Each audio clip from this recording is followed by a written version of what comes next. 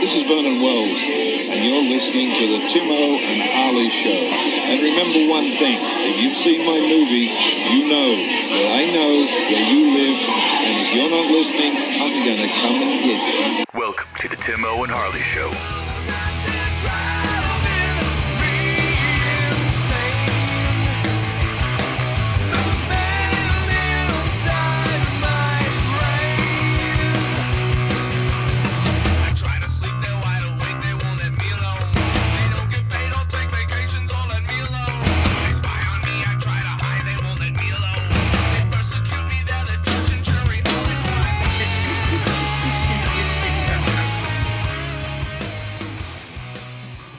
Thank you for listening to Timo and Harley Show. I am Timo. Over there is my partner in mind crime, Mr. Ben Harley. Say hello, Harley. What is happening, people? Ben Mojave Harley. That's me.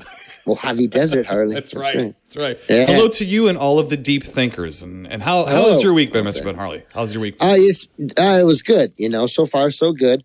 My weekend was nice. Good. We've been going up to the lake a lot. Mm-hmm. You know. And I tell you, Tim, though, I've been out there swimming a little bit more. Uh-oh. And the more I've been out in the sun, the less they keep saying, "Look out, great white," you know. So yeah. I've been blending in a little bit more, which is good. I mean, at first I think I was scaring everybody, and plus, Tim, I just don't want to make all the guys feel bad when I take my shirt off either. You know what I'm saying? I don't want to. Right. You know, they got a bad enough time already. So yeah. Yes. I completely understand. Yeah. Yeah, right. But Tim, the other day it was funny because we were out there swimming and I was talking about Wendy. I said, as much as I love Jaws and I just, it's been a big part of my life. It's also ruined other aspects of my life that I really enjoy.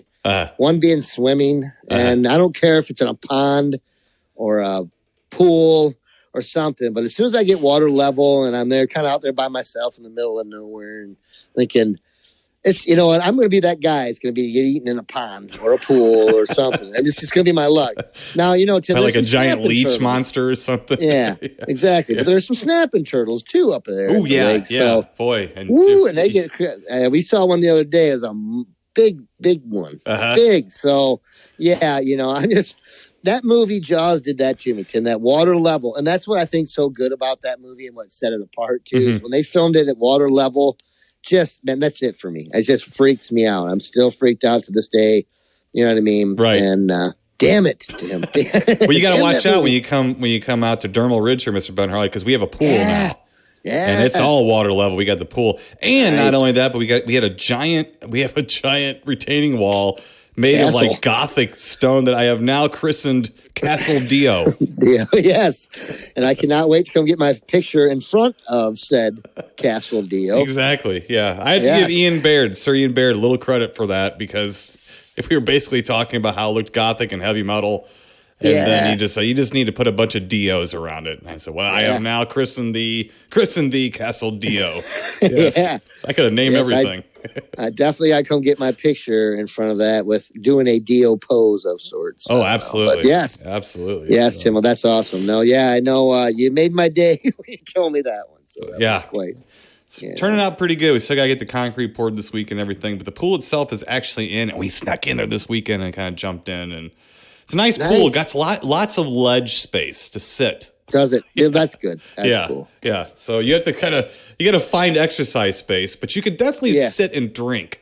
That's for sure. Isn't it? Well, that's good though. Yeah. That's a plus. Then you can go around the retaining wall and relieve yourself very easily. So it's all working out just perfect, Mr. Ben Harley. Yeah. Just perfect. Yeah. So now my yard, on the other hand, is another story. It is completely toast. I mean, toast. Oh, it looks like we just built the house again. Oh, it's gone. My grass is gone. You guys had been working on that for a while. With them coming in and moving stuff around, you mean? Oh, yeah. Oh, no. It's. I'm telling you, I might have like an eighth of the grass left, maybe. I mean, it's dirt. There's nothing. Yeah. It's not like matted down like grass. I'm talking, it's new construction dirt. But you know what, Tim? You got Castle Dio now and a pool, so that grass it's been known to grow back. So that's good. That's good. But yeah, it's also a drag. Though. No, Tim, I think, you guys, I remember when I first came out there, I don't think there was much grass at all. No. And you guys had really done a good job. So, but that's okay. We'll do a good job again. We will do a good job again. Yeah. Mr. Ben Harley, did watch a few things this week. Let's get through those so we can get to our official film. A little interesting mix of stuff. I like to do it that way. From 1973. What else is from 1973, Mr. Ben Harley? Timo. That's right. I'm from 1973. Watched the movie. I believe it was an Amicus movie. And Now the Screaming Starts. Directed by Roy Ward Baker, who did Asylum and a little movie you might remember called A Night to Remember, the Titanic movie. So, this one's got Herbert Long, Patrick McGee, Stephanie Beacham, Guy Rolfe from Mr. Sardonicus and Dolls, and stars A1 Peter Cushing. So it's based off like an old kind of a gothic ghost tale. And it's kind of a rapey ghost story. So Stephanie Beacham or Beacham or whatever, she is she's one of those gals you'd see pop up in a Hammer movie or maybe one of those Doug McClure movies in an animal skin bikini that she filled very well. Let's put it that way. Yes. And so the movie is kind of her seeing specters and ghosts and things around this creepy gothic mansion, kind of driving her nuts. It was all right. Great. There was great little moments in it, but it wasn't really cohesive. Like it didn't really glue together very good. One of those movies you could lose interest in pretty quick and all of a sudden get jarred back into sanity going, why am I looking at an amazing looking corpse on television walking right now? How did we get to this spot? You know, like you kind of, it's one of those movies. Yeah. So, but not too bad. It was okay. I actually kind of expected to like it more. I've seen it like once or twice before. So it's kind of a dart at the wall movie. Just kind of threw it out and watched it, but it was all right. It was all right. Okay. I kind of wanted a little bit of a better story. A little bit of a better story, but it was all right. It was okay. Seen much worse, Mr. Ben Harley. Here's one's going to freak you out. Ooh. So from 2020. Yeah. Watched The Invisible Man. I've been waiting to hear about this, and especially from Timo Saban. I haven't seen it. I was trying to watch it, but look, it's okay. It's the way they make movies today. It's quiet, slow. The camera hangs on something forever, and I don't know. It's all right. I like The Invisible Man. We all know this, and I even Hollow Man's even okay. Yeah, this. Unfortunately, is stylistically made like movies today. It is made by Lee Whannell, Leigh Whannell. I think it's Lee Whannell, and he's from Australia. He's part of the Saw franchise and Insidious, actor and producer and director and writer and stuff. So you know him if you've seen him. He was in the first Saw movie. He's the other guy laying there in Saw. Yeah, or whatever. So it stars Elizabeth Moss from the Hulu show Handmaid's Tale. I don't like her at all. I just don't like her. I'm just not appealing. I don't like her. She's an okay actor, I think, but I don't like her. The whole movie is basically she is running away from her abusive ex-boyfriend who just happens to be the world's leading authority on optics. Okay. So basically he creates an invisible suit that he can wear. Like for the military, like a military application suit, basically. They can bend light around him or something like that. And nobody believes her. He fakes his own death, and then nobody believes that she's being haunted by something. It's an okay idea. The movie's okay. It's also like 2 hours and 10 minutes long. No fucking need for that at all. Ooh, and it's a little like mean. I think something I don't like about some of the movies today is that they're either depressing or they're mean. They're mean. Yeah. Mean. I mean, just like I don't know. It's and mean is depressing. Timo, I'm telling you. Yeah, Tim, I don't know. It's a mean spirited movie. Let's put it that way. Yeah. Now, because I know there's when they would and they really now the previews didn't look too bad. And I'd seen it in the theaters, and I think I'd mentioned it to you that I'd seen it there in the the previews. But she throws some paint on him and it looked really weird. I was like, what is that? So now I understand what you're saying. It's a suit. Mm-hmm. I get it now. Yeah. But I don't know. It just, it didn't say much, but basically, I don't know. There's no story. I mean, look, the actual plot that is explained to you. And he also has a brother who's his lawyer, the guy does. Yeah. And clearly this guy who's playing the Invisible Man, clearly this guy is like a string puller. He's very rich. He's very powerful. He's a mad scientist. Basically, and he wants to force Elizabeth Moss into having his baby or something like that. It's just kind of creepy and weird, but it's got a really good ending. You like what you're like. There you go at the very, very, very, very, very, very fucking end of the movie. 200 or what? 2 hours. 2 hours in, minutes. you got it. Yeah, but the rest of it's a little mean and a little small feeling. Meaning, like the Invisible Man to me is like. When you think about it, he goes like different villages and stuff, and he's trying to figure out what's going on and everything. It's a different kind of movie. It's a serum movie. Yeah. This is more of a and he goes mad. Well, right, and this guy starts off as a dick. You know, and so he's already a dick. He's already a dick. Yeah. So I mean, and I'm okay with these little subtle changes and stuff. I don't mind. It's okay. Like I think Invisible Man movies are interesting to begin with, but. Sure. This kind of takes it to a lot of it takes place in like a house. So like she'll be sitting there watching TV and the camera will slowly pan over to a hallway and nothing will happen. And then it'll pan back over to her. So your mind, I know what they're doing. Your mind is putting in there, oh, there's somebody there. There's something there. Like a Japanese movie from the 90s or something. Sure. Okay. Or the 2000s, like Ju-on or the Ring U or something like that.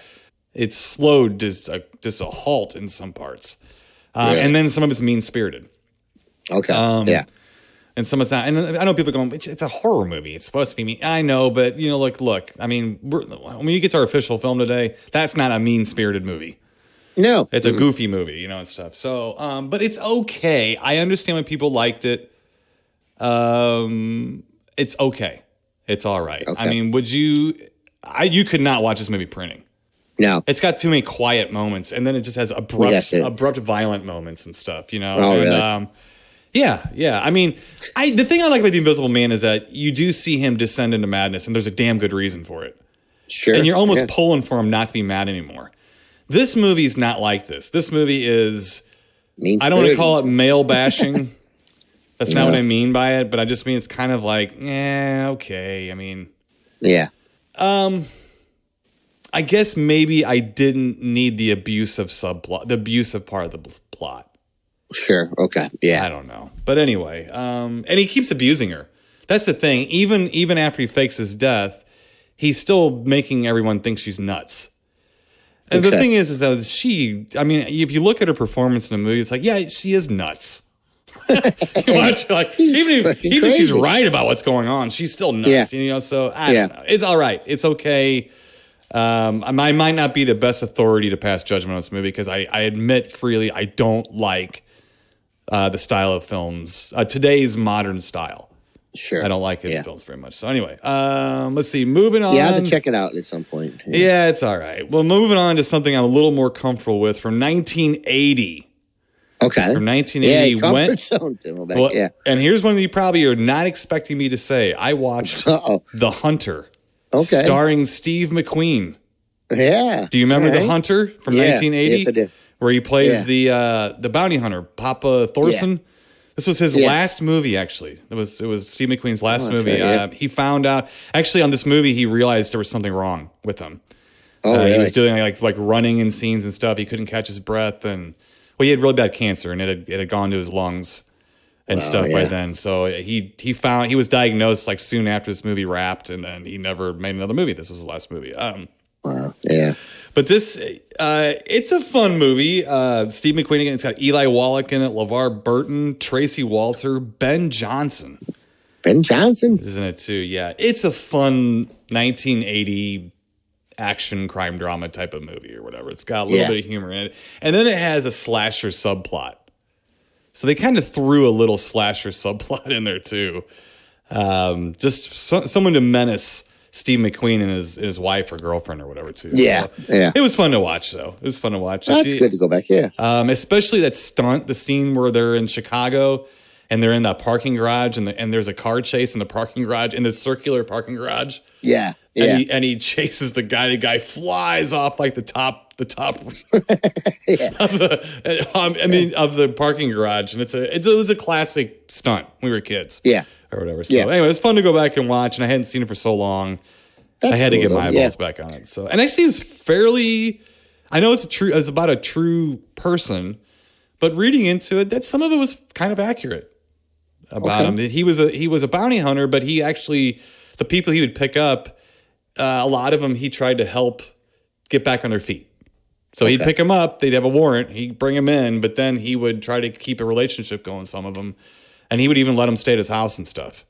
Wow. So there's some interesting stuff about it. Yeah. Click on a little bit. So cool. Not too bad. Okay, here's one, Mr. Ben Harley. I'm waiting for this. Okay, so what if I told you? Okay. Yes, sir. Now, you're sitting down, right?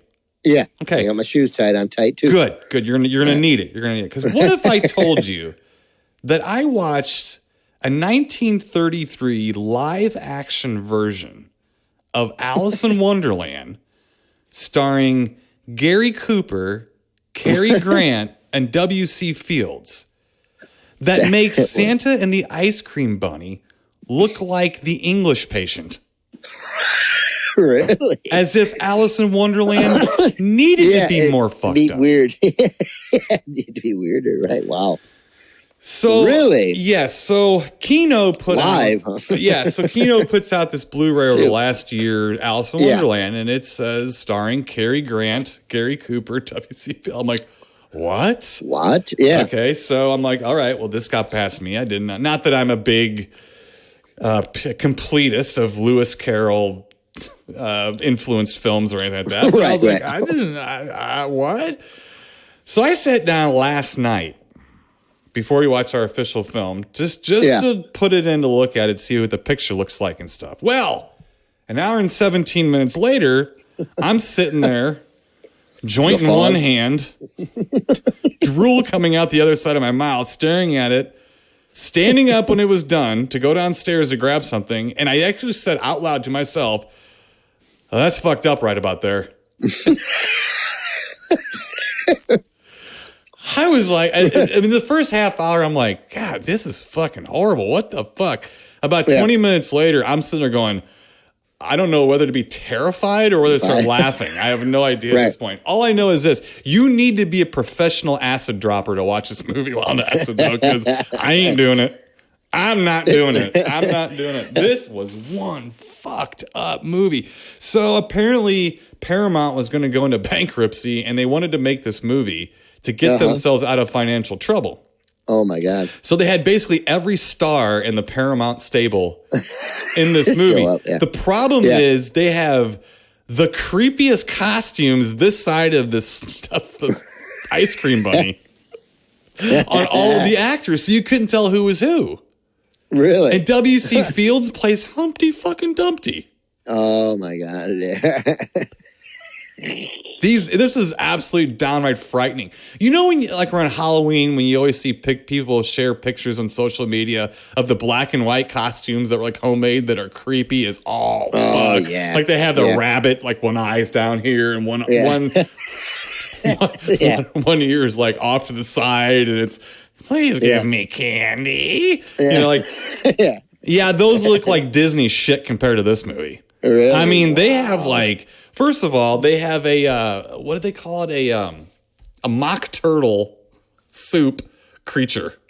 Okay, it is a cow with a turtle shell on.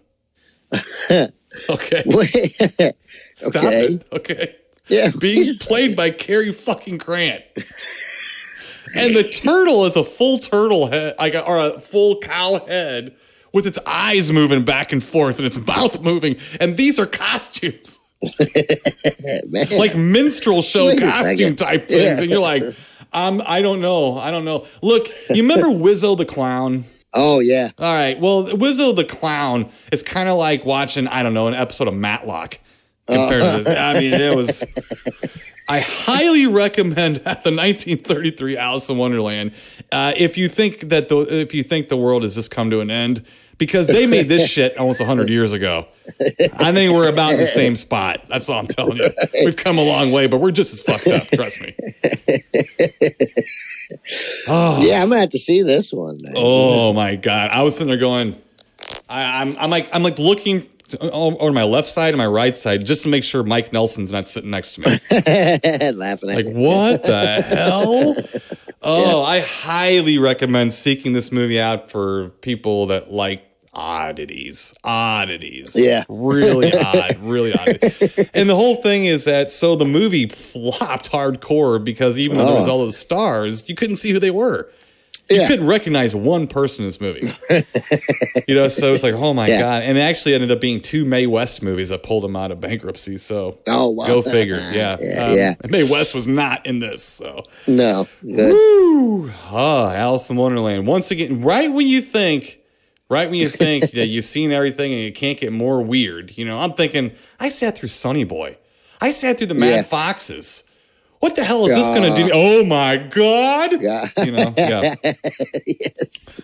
Hold on, Bernie. We've got a hot one here. Watch it. Yeah, it was yikes. Okay, so that was something. Now, there's something I wanted to talk to you about. Now, these are things that me and you both love. All right? Me and you both love what year? 81. Thank you. 1981. Yeah. Me and you both love, on different planes and different levels, old Angio, right? Good old kid, right? We all love Angio, right? Good old kid, yeah. So Saturday night, I asked Angio, what do you want to watch tonight? What do you want to look at? And what is my lovely wife, Angio, look at me with those puppy eyes and say, can we watch Excalibur? Wow. Man. Timo? Man, I almost hired a handsome honk to hang out with her for a night just for doing that. Just to make her feel like it's worth it. It's all worth it to her, Yeah. What a woman, Mr. Ben Harley. Wow, what a woman. Yeah. So we indeed popped in the John Boorman directed Excalibur. Yeah. Dun, dun. Dun, Let me remind you about some of the people in this movie. So we have Gabriel Byrne. Yes. Is in it. Yep. Liam Neeson. Yep. Patrick Stewart. Of course, we have Nicole Williamson as Merlin. Yeah. And Nigel Terry, he was more of a stage actor. And he played the part like a stage actor, which he should, as King Arthur. Yeah. But I got a little come here. Psst, come here. Because even Angio was kind of surprised by this. But Helen Mirren? Yeah. Yep. Yowzers. Yeah. Yeah. Yow. Topless at one. Well, sort of topless too at one point. Yeah. Yow. Yes. Yeah. Yow. That's like looking at Judi Dench going, hey, baby. Hey, baby. Yeah. Even Angie goes, that's Helen Mirren. I go, ow. Yes, it is. Yeah. We both owed and yowed at her. Yeah. Like, ow. Yeah. So what a movie, man. What a movie. And there is a lot of the King Arthur legend to pack into a movie. And I did kind of notice it does jump a little bit. It does jump around. It's not. They get right at it. Yeah, they do. And I remember when I started watching it too, I was like, how is it that like basically almost in the same year, John Boorman makes Excalibur and The Exorcist 2, The Heretic? Ooh. I mean, right back to back, basically. Not in the same year, but I mean. Yeah. These are the movies he made. Yeah. So apparently he did The Exorcist 2 to help get the money to make this movie. Oh, okay. I didn't know that. All right. Okay. So Exorcist 2 has something going for it besides Linda Blair looking completely hot in it. The only reason to watch the damn movie is Linda Blair looks amazing in that movie. So, but oh my God, Harley, what a movie. And again, I remember we were just talking about this movie like over the last couple of weeks. We've been talking about it. Mm-hmm. The armor. I'm going back to the armor again. The armor is just, it blows me away in that movie. And I'm glad I wasn't in it. No. I think some guys got hurt making this film. You think? Oh my God. Yes. And also how if I didn't know better and I didn't know what year's movies came out, I would absolutely be convinced that the Monty Python and the Holy Grail is a spoof of that movie. And it is. It's a spoof of the King Arthur legend. It is. But it looks so similar. I even told Angie, I was like, these got to be some of the same locations they're shooting on. Yeah. I mean, because you're right. It does look a lot eerily similar at times. It kind of makes you think, the Monty Python movie is actually pretty good, and it is pretty good. I love the Holy Grail, you know. Oh yeah. But Excalibur is just a movie that we've lost. This movie, it's a different style of movie. It's the fantasy films from the early '80s. to me are brilliant. I mean, along with the horror films, are brilliant stuff. And we're not getting that type of stuff anymore. Where it's just, well, I should say not anymore. There are some here and there. I can't poop on everything, but it's just like this movie. As soon as this movie starts for me, until the time it ends, I'm so engrossed in almost everything that's happening in this movie, from the music to the way it's shot, to the acting, there's some gore in this movie.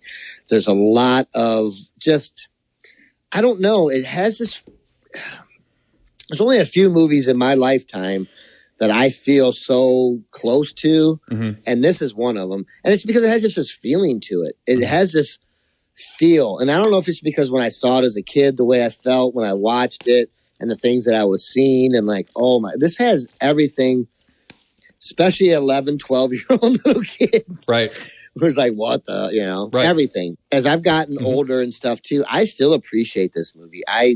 It just has this, I can't explain it, but it has this feeling to it. The whole mood of this movie, it has texture, and I know it's not something you can touch, but I don't know. I don't get it. I don't know. I can't explain it well enough. It's got that dreamy kind of like cheeseclothy shot through kind of haze effect, to it. It definitely captures England. I mean, it definitely like the countryside and everything. I just remember when I was a kid, I wasn't interested in seeing it. And it was on Showtime HBO. I was at my grandma's house. Yeah. And I started watching it. And then every other time it came on, I would catch it after that. Yes. And it blew me away. Like, I didn't even know what it was. I didn't even know what I was looking at. Yeah. And it sucked me in. Yeah. And I think that movie must have been, I mean, look, what I'm trying to say is they didn't make the movie on a green screen. No, they didn't make the movie in a CG house, I mean, they made this movie in some pretty crappy environments, and it's as dirty as a Rob Zombie movie. Yes, it really is. It does have some, Rob Zombie looked at this movie like, "Oh, I like that style." I'll back him on that. This is a very dirty movie, but I just like the way that it's a serious take on the King Arthur legend, but it was made in an adult way. Yes. And I think as kids, that's what we appreciated about it. I think that as a kid, you are drawn to things made for adults, correct? Yes, you are. And you like things made for kids, but really when you were a kid, did you want to go see Pinocchio or did you want to go see The Howling? I want to see Howling. Absolutely. Would you see Pinocchio and enjoy it? Sure you would. Yeah. Sure you would. Would you watch The Wonderful World of Disney? Yes, but were you excited when Prophecy came on television after it was done? Sure was. Oh, and Timo, guess what? I sold a Prophecy shirt online to a person in North Carolina. Did you really? And I could not be more proud. You should be. Selling a Absolutely. Shirt. I don't think I ever sold a Prophecy poster or nothing when I was selling the show. I'm so excited about it. Yeah, but yeah, you're right, Tim. And when these things came on, it was epic for me. This movie is still, it's my Gone with the Wind. It is. This movie is my Gone with the Wind. I love this movie. Is just from start to finish, just great. I'm so every time I watch it, and the older I've gotten, the smaller it's gotten. Like to me, it was so epic, and but then a lot of those movies were, But the older you get, you realize how things are made and stuff like that, and the scale is not so large to me, but it's still like you said, the way the places these were shot, just epic places. You know what I mean? Like right. Well, even the sword and the stone part, even the part where King Arthur pulls a sword out, they don't overdo that. It's just sort of like he walks up to him and pulls out. Holy shit! He's like, "What? Puts it back in. Yeah. Puts it back in. Like, put it back. Put it back. Yeah, and then he pulls it out again, and then nobody else can pull. But it's not like this big buildup. There's a build-up to Patrick Stewart trying to pull it out, and he can't do it, but it's funny because he's like, "Oh, brother," and he's not going to be able to do it. I mean, you can just tell by the way that shot's set up and everything. Yeah. But the thing is that it's real. And what I mean by that is that if you watch, I know, was it Richard Gere did a movie with Heath Ledger, I think, that was kind of about King Arthur maybe. And something else. I can't remember what it was called, but it was made like in the 90s, early 2000s. I mean, Yeah. These movies all tended to interject a modern sensibility to them. Yeah. Yeah. This movie has no modern sensibility at all. No. And that's what I like about music. it. No, and I love that. That's what it just sets it apart from everything. Yes. else. And there's so many parts in that movie that just blow my mind. Right. And still do even now when I can go back and watch it. But like the beginning, with the horses and they're breathing this, like it's cold, you see their breath. Mm-hmm. It's just, and you start seeing the armor for the first time. Mm-hmm. It's just epic. Right. It's just, I long for stuff like that because they have made, like you said, they've made some King Arthur movies and stuff since then. Dog crap. I'm sorry, man. Come. And like you said, because they got they put modern stuff in it. And they're melodramatic too. What I yeah. liked about this movie was, like I said, when he pulls the sword out of the stone, it looks very natural. Yes. I mean, it looks like he didn't really. Oh shit! I pulled it out. It just came right out. Yeah. I'm not the guy who's supposed to be able to pull this out. I'll put it back. And it's not a bunch of people around him watching. No one's watching him. Yeah. There's a guy laying next to the tree sleeping. Yes. I mean, that's it. There's no bill. I mean, he just if that was a movie today, there would be like CG ghosts swishing around and the music would be swelling and he would grab it and pull up and then he would float away on a spaceship or some bullshit. No. But what I do like about it is that they save those moments for the Lady of the Lake. Yeah. Because the Lady of the Lake is the part of the story that's fantastic. It's the part of the story that's a little, not that the stone isn't fantastic in a way, but it's believable in a way. Yeah. But the thing is that the Lady of the Lake, when her hand comes up for the sword, that gets dramatic. That gets the music and everything. And I think that was the correct play because what it's doing is it's showing you everything that could be real. Because no one really knows, even if King Arthur existed. Yeah. And I find that fascinating too. To be honest with you, I mean, because that's England's history is one history, and I find it interesting that it starts there, and no one even really knows whether or not he existed. Some people think he was just something else or whatever. But to see this and to see it played out, even the sword fights, the fight, they're realistic. It's just like ching, ching, ching, ching. It isn't like dramatic music with rock music and they're doing that. No, it's like people, it looks like 3-year-olds trying to smack each other with pipes. Yeah, these things are huge swords. Yeah, they would have been because their swords would have been so heavy. Right. They make it, and then those armor is so big and bulky too.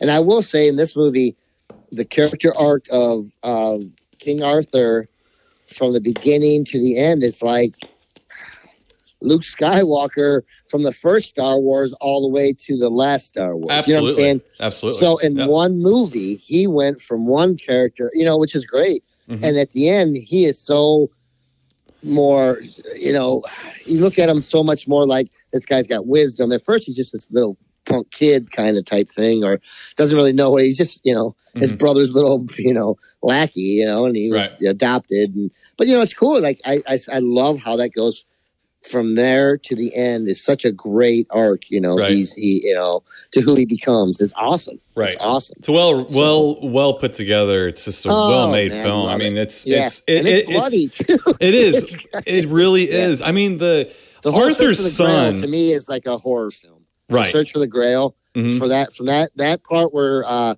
he tries Percy, not Jesus, oh my God. Percival, yeah. From his whole part of searching for the Grail is like a horror film, man. It's so bleak, and the land is dying because King Arthur is dying. Right. It's just awesome, man. Like, and the kid with the golden outfit on, like the cherub looking. Oh, the creepiest kid of all time. That whole thing too. Courtney Gaines. I mean, it doesn't even look human. You know what I mean? It's like he's too perfect to the point where his armor is gold and it's always spotless, and he's clearly like an evil person. Oh, it's just and the showdown between the two of them. Yeah. At the end, I mean, it's just wonderful. It's just such a great, and it's I like it because I think that the mood of the film is perfect in the perfect spots. Yeah. The emotions of the film are perfect in the right spots. It's made correctly. Yes. It takes you on the right emotional journey when it needs. And you're right. It's an emotional journey. Yes, Tim, it is. It is for me, especially at the end. I'm just like, wow. Mm-hmm. Like I just watch. I'm beat almost by this movie. Right. Yeah. And it's I think it's a good introduction if kids want to learn about the Knights in the Round Table and all that kind of thing. It's now my kid Chance hasn't gone back that. He's still in the Wild West and the Civil War and things like that. But one thing is interesting too is that me and Chance have talked about, and it does kind of pertain to this movie too, is that some of the battles and stuff you're watching, if you notice, they are dry. They're dry. Yeah. They're just like tink, tink, tink. You just see people hitting each other with swords. There's not a lot of swelling music or anything. It's showing you in a dry sense. Yeah, this is what a sword fight really looked like. Yeah. This is it. I mean, it's like, how quaint is that? And that our human history is based off these little slap fights. Basically like this with one swing that'll just cut your arm off or head off because the swords were so heavy. And when we went to to Chickamauga, I commented to Chance because we're walking around these, but are just fields. Yeah. They're just clearings. And they're not that big or anything. And I told Chance, I go, can you imagine our nation's history was decided in these fields? And we're walking on them, and they're just grass clearings. Yep. And that's it. There's nothing special about them except for what took place there. Yes. And the funny thing is these sword fights are nothing. They weren't that special except for what became of it and all that. Yes. And I just find that really fascinating. And I think that movie captures that idea very, very good. It's one of the most perfect movies I've ever seen. It's not my favorite movie, but I love it. Don't get me wrong, but it's certainly what it is. It's one of the most perfectly made films. Yes, that I've ever seen, and I think it's a credit to my 1981 theory. Yep, that it was just not that the best movie ever was made then, but if you stack all the movies in 81. They're going to stack just a little higher than years around them and stuff. And I love 82 and I love 83 and I love 80 and 79 and all the, I love all the years, 5 years before and back. Yes. Forward and back. I love that whole decade, basically from Jaws up to like 85, 86, I love all those were perfect. And of course I'm going because it was my age. I was a child. Sure. And so are you. You're a couple years older than me, but we were close enough where, but I think that that's a good example. That as a 47-year-old guy, I can point at that movie and go, watch that movie if you want to know what I'm talking about. Mm-hmm. Watch Halloween 2 versus the Rob Zombie Halloween 2. Oh, then you'll find out what I'm talking about. Yeah, exactly. But anyway, I'm glad you guys watch it and give Angie O a high five. Give her 2 high fives. I will. I thought about that one. Ben Harley, I thought about flirting with her.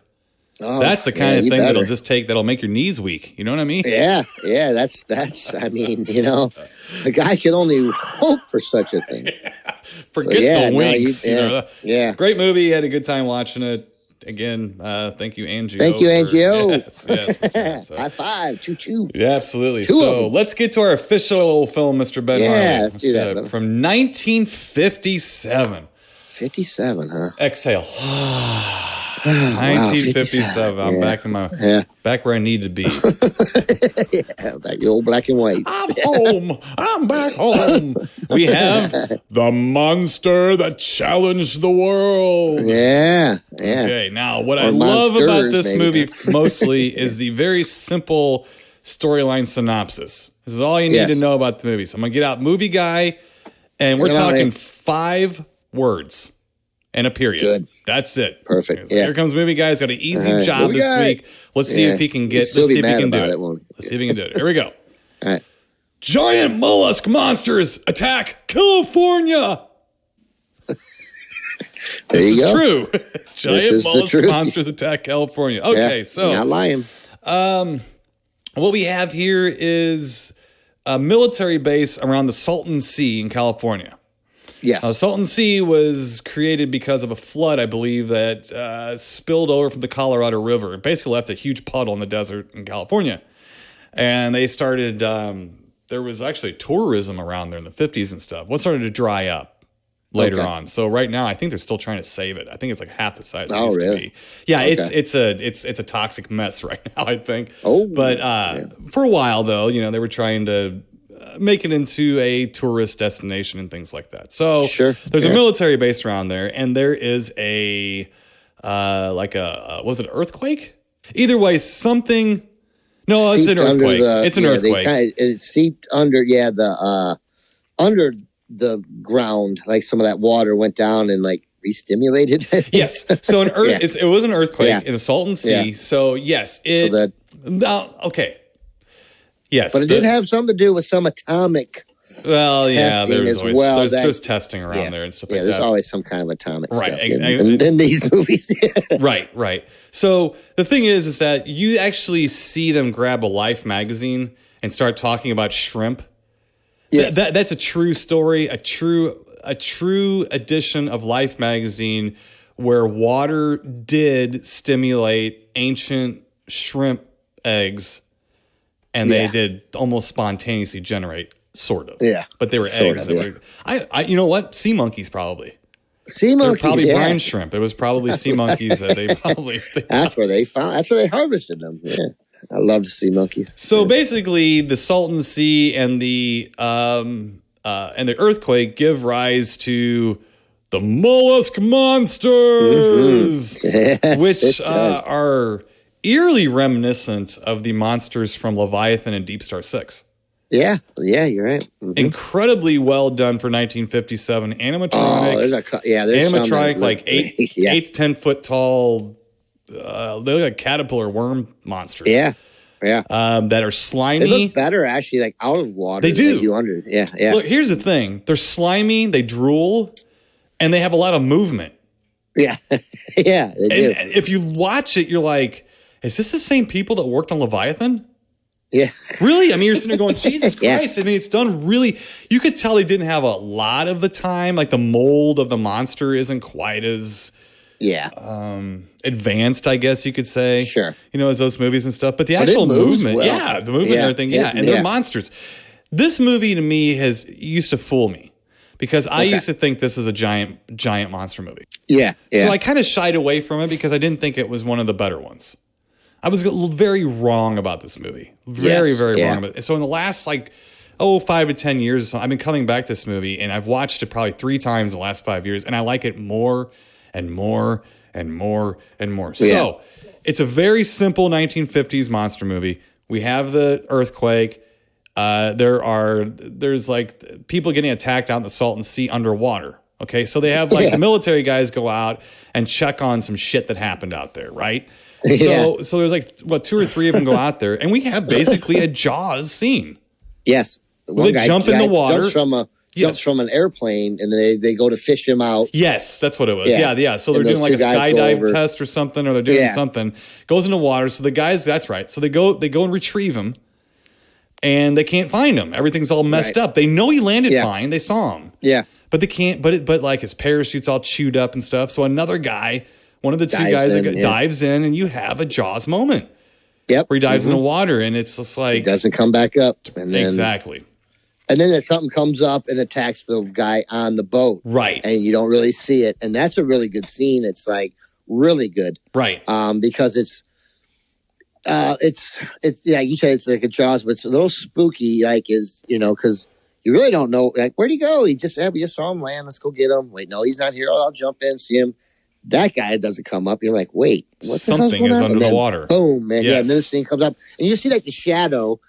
Over top of the guy, and he's like, no. And actually, it's a really good scene. Now, it's ones we see a lot in these older movies like that, because you don't want to show the monster quite yet. But it was really good, a real good scene. Yeah.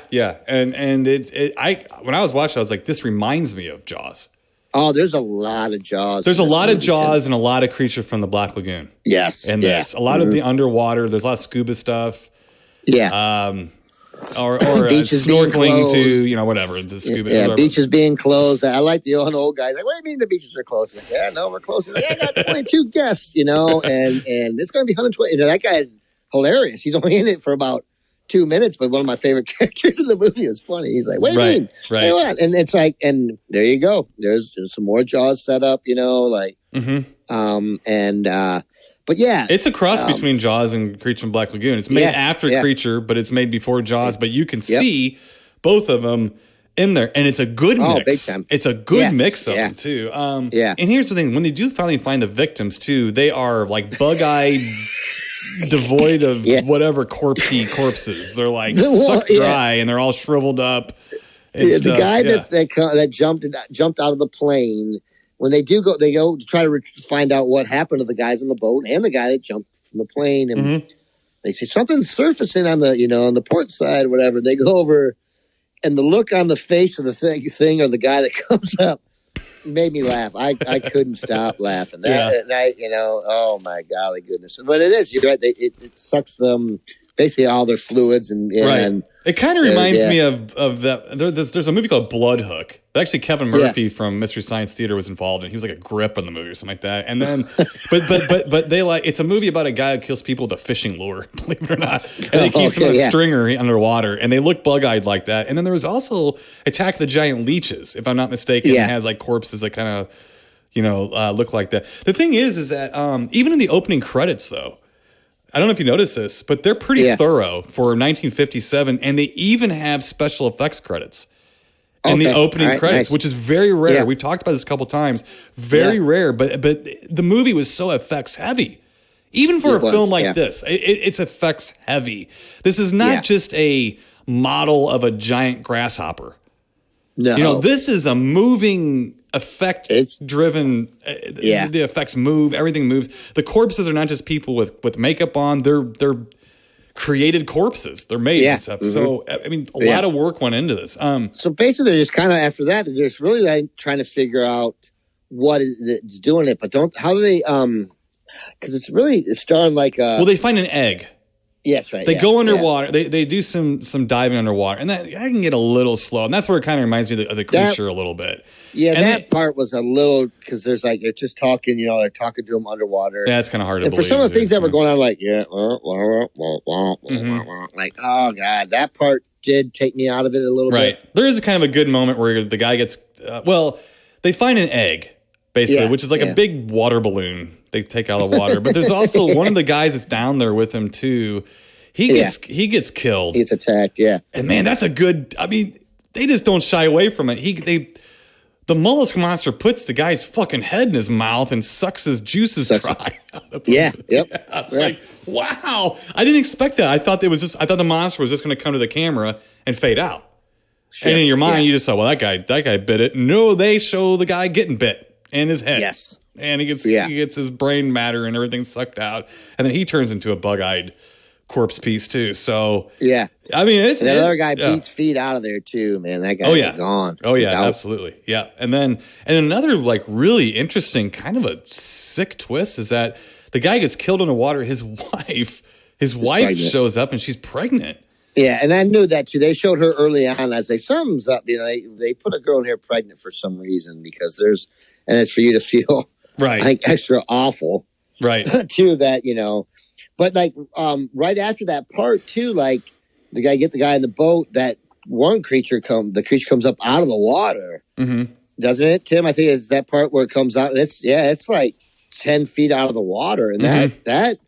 I was like, wow, that is a cool effect, man. I mean, it is a giant creature. I mean, it looked really cool, too, Right. Because it's got like two guys that are the main characters. One's a scientist and one's... So we have Lieutenant Commander John Twillinger, whose nickname is Twill. And now it's played by Tim Holt. He's played by Tim Holt. Tim Holt was he was a cowboy star. I've seen him in some stuff. Oh, he was in the Magnificent Ambersons. He's in Stagecoach. He's actually one of the three main guys in the Treasure of the Sierra Madre. Okay. So you had Tim Holt, you had Humphrey Bogart, and Walter Houston in that. Because he looks so familiar to me, man. Yeah, he's been in a ton of these movies. Yeah. I mean, or not these movies, but a ton of movies, and some of these movies too as well. Working actor, basically. Yeah. His girlfriend Audrey Dalton plays Gail Mackenzie, I guess. She was in Titanic, the 1953 version. Really? With Clifton Webb, yeah. But she's a cutie, too. The doctor you're talking about, Dr. Jess Rogers, you're going to like this. That's played by Hans Conried. You've seen that guy before. Yeah, he looks so familiar too. He was Dr. Terwilliger from the 5,000 Fingers of Dr. T. Have you seen that? No, I don't think that's so. That's a Dr. Seuss story or whatever. Oh, that's a crazy movie. He was also Dr. Heffel from The Cat from Outer Space. Okay. He was Captain Hook from the 1953 Peter Pan. Really? Yes. He also did a lot of voices. Okay. Right? He was, believe it or not, you were watching Snidely Whiplash. Oh, he was? He was also Wally Walrus. Wally Walrus? Oh, yeah, man. Yeah. That's awesome, really. Yep. So it's a good little cast here. Good little cast. Here's a fun thing. The little turd on the beach, the kid. Yeah. All right. That finds the hat. Yeah. He finds the sailor's hat when they're trying to figure out what's going on. That's Charles Herbert, otherwise known as Philippe from The Fly. Oh, really? Yeah. He also played Buck Zorba in 13 Ghosts, so he was the kid in 13 Ghosts also. Really? What a name, Buck Zorba. Yeah. I'm going to call my band Buck Zorba. That's not a bad name, man. Yeah. Maybe I can. Not a bad name at all. I don't get sued by Buck Dharma. Yeah, don't get sued by Buck Dharma. We don't want that to happen at all. No. But here's the thing. Send Godzilla to your house. Right. Here's the thing. There's a secret weapon in this movie. Yeah. Okay. So we really just have a monster movie after that. I mean, the monsters are they're worried about the monsters getting from the Salton Sea and then going down some of the irrigation ducts and canals and things like that and getting into. Which they do. They do. Yeah, absolutely. They do. Yeah. But there's another gentleman in the movie who has some information. He's trying to get to Tim Holt's company. Yeah. Well, now, this gentleman in the movie is named Lewis Clark Dobbs. Yeah. He is played by Milton Parsons, otherwise known as Dr. A. Tomic in Dick Tracy Meets Gruesome. Okay, nice. All right. This guy is quirky. Yes, he is. I looked over at Angio. I'd say about the second time he was in the movie, and he was creeping around the whole scene. I looked over at Angio. Like, the rest of this cast wants this guy gone. They want him out of the room. They don't want this guy anywhere near them. They're acting and turning their back on him. They can't stand him. And I also said he is this close to having a cooler named after him. Yeah. He is. I like that guy. I haven't liked the guy for a while, but I like that guy. That guy. He was creepy as shit. Well, it's funny because they went first to meet him at his because they wanted to go get like the irrigation maps, right? Maps for the. And he just to see where the monsters might be trying to escape from the Salton Sea and get into the general public. He's so excited to help, but he has no help for them, like none, at all. Right. And then he said, but that whole scene's kind of funny. But then, he comes back later and had found some of the maps. So he shows back up and then instead of telling someone, "Okay, I'm here." Well, call him. I got the maps that he's been looking for. He just says, "Well, I'll wait. Yeah, I'll sit and wait for him. He could be gone for hours. That's okay. I'll wait." He reminds me of the dead Kennedys. That's all. Prime Minister's office. Prime Minister speaking. He reminds me of that creepy, just kind of guy. Yeah. Like, I have some information. But I don't know who that guy. I mean. That guy had something on somebody. I don't know what it was, but I like that guy though. He was great. He was great. Yeah. And the funny thing is that they're worried about, they're like, can you imagine if there were thousands of these creatures, they could take over the world. The world, yeah. Hence the monster that challenged the world. Now, in reality, the monster slightly menaces a military installation. Yeah. Yep. But that's not a good of a title, I guess. No. So. And eats a cow or two, I think. Yeah. And then they have a pretty fun, good ending where I guess when they get the egg, so they get the egg and they put the egg in a controlled environment. Yes. The scientists do. So we have mollusks attacking people and stuff. And meanwhile, they have an egg that they're experimenting on, researching and this and that. Yeah. And so, but they have to make sure that it's set at 37 degrees so that the egg doesn't hatch or something like that. Yeah. And they make sure and they telegraph this about as far as you can telegraph something. As long as you don't turn this pretty shiny knob right here, we're not going to have any problems whatsoever. Right. In the most not guarded, important thing on the planet at that moment, A little girl wants to get a experimental rabbit warmed up so she turns the knob. And basically the monster grows in the laboratory and then starts attacking the little girl and the main gal in the movie. Who has to be saved by Tim Holt, basically. And that's kind of the climax of the movie there. And they don't, I mean, here's the thing too. They just don't shy away from this monster. And I think they were proud of it. And, you know, you look at it through the prism of 1957, they should have been proud of this movie. Or this monster. Absolutely should have been proud. And they just, he wrestles with the thing forever. Yes. You know, it doesn't do much, but he gets nervous and he throws things at it and shoots it with, you know, I don't know, fire extinguisher and whatever. Whatever else he got on hand. But look, it's just a boatload of fun. It's a lot of fun. It's interesting. The Salton Sea. Are you kidding me? I mean, how many movies have been done around that? I mean, there's a lot of interesting things of this. I mean, there's things you're going to see in movies for the next 30 years in this. Yes, exactly. And that's what's a trip about it, you know, I just think the movie itself, like the actual movie, it's not bad. You know what I mean? It's, it's the plots are okay. They don't overdo too much. They keep it kind of going. And I did like the kind of fact that if they could get up the canals, you know, but they're putting out these people now to look out for them coming up the canals. But a lot of them are underwater. How are they going to see these things? First off, they move kind of slow, though. I will say they're slow. The snails, whatever. But, Tim, I enjoyed this movie. And I said, and you know me, I'm a Jaws fanatic. But, and I know Jaws wasn't, there's not much original anymore, Timo, even going back to 1975. So it was kind of cool to see. Now, not that I know that Spielberg directly ripped this movie off, but there's a lot of similarities to it, which I thought was kind of cool, though. Oh, he might have ripped part of this. I mean, he might have ripped. I mean, he saw it. I know he had to. He saw it, and that's what I'm saying. These people. That Joe Dante, and they talk about it.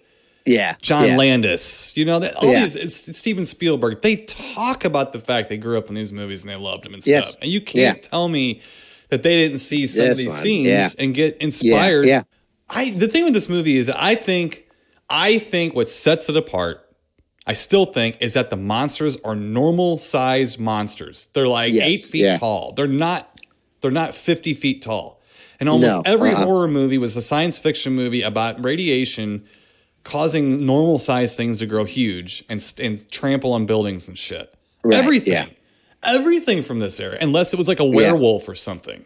Sure. And this movie said, you know what? Why don't we just make him normal size and just have people in frame with him and fighting and stuff? And I think it works. Yeah. And I don't think us today can appreciate how different that was. I mean, what was really cool about, what it reminds me of? It reminds me of the beginning of Rodan, where there's the worm things that the Rodan monster eats. Yes. And what made that so creepy was that they would go down these tunnels or whatever, and there was fairly normal sized creatures that were attacking these people and stuff. And I think that really helps. It helps suspend your disbelief when you see a 50-foot grasshopper. When you see a big leech looking thing, it's not practical, but it's feasible. Sure. You can see something like this. It's scary. And I think I bet this movie scared the crap out of kids when it came out. Oh, I can imagine. Especially there's the part when it attacks the one guy, the diver, and gets him. It's a pretty intense scene for that time period. And, sucks the life out of him. But, I will say, buddy, Tim, I'm not kidding you, when the creature came out of the water and was on the side of the boat and came up, and it's good size. I was like, wow, they really went for it. They did, and I was impressed. Right. I mean, it's almost, I don't know if compare too much here with Jaws, but let's just compare it to the part where Jaws, when he comes out of the water for the first time, when he's chumming. And you're like, oh my God, look how big that thing is. Oh, you know what I mean? That's what this kind of would have been reminiscent, I think, of too, for a kid back then. Holy crap, look at that thing. You know what I mean? Look at that thing. And it moved well. It was tall and looked spooky. Now, because I liked it when it was outside the water. To me, it was, the scenes they were shooting in the water of it, you could tell it probably wasn't underwater, but the way they were trying to shoot it looked like it was supposed to be, and it just didn't move that much. How did it propel itself out of water and hover like that? That was a little odd. Yeah. But what I liked about it too, again, I mentioned before, is that they kept it slimy, which always makes it look better, and it drooled a lot of like nasty looking crap. And like people that would attack or something would have that stuff on them. It's icky. Yeah. Now, here's the other thing too. It even has a little bit of something else I really like in these kinds of movies. Yeah. It has the scene where Hans Conried has the film strip, and he explains how mollusks kill things. And they just... man, that's a great moment too. I'm like, Jesus. It's not like they never do this in movies before. But the way they set that up and do it kind of reminds me of Orca, the scene in Orca where Charlotte Rampling is talking about the way orcas like communicate and stuff like that, and she has a film strip going. It's great. I mean, you're like, golly, and it's very thorough, and the photography on that film strip is amazing. Yes, it's amazing. I mean, the close-ups and shit from 1957. And then mollusks basically just mow over top of you and eat you to death. Yeah. Just mow over to strip you to the bones, man. And really, if they didn't show that, would you even know, really know that stuff? So I'm sure when this movie was done, some executive was like, oh shit, we got a pretty decent movie here. What the hell? Ain't too bad. Yeah. I think the title is the only thing that really doesn't hold up. Sure. The rest of it, though, as well as a movie from 1957 about killer snails, basically, is going to hold up. I mean, come on. Right. This is like, gee, I mean, things you were seeing in this movie, it reminds me of an 80s movie. It reminds me of an 80s underwater movie. Sure. I mean, the whole movie, I'm thinking, yes, Jaws and Creature from the Black Lagoon, but I'm looking at it directly. Yeah. Saying that looks like it might have been shot in the same pool that was shot. And the Jaws thing is like, oh, wow, they have the guy going underwater, not coming back up. And the bubbles. Yeah. Yep. The bubbles coming up and stuff, So that was great and very suspenseful and creepy, and stuff. But just the monster, just the arc of the story, just the balls it has, just to show you the monster, like right there, I don't know. Yeah. Well, I enjoyed it, Tim. And we've been on a little stink fest lately. Yeah. With some movies. We've had some stinkers lately. Not like bad, but this one was let me put it this way, I guess, a little breath of fresh air. Oh yeah.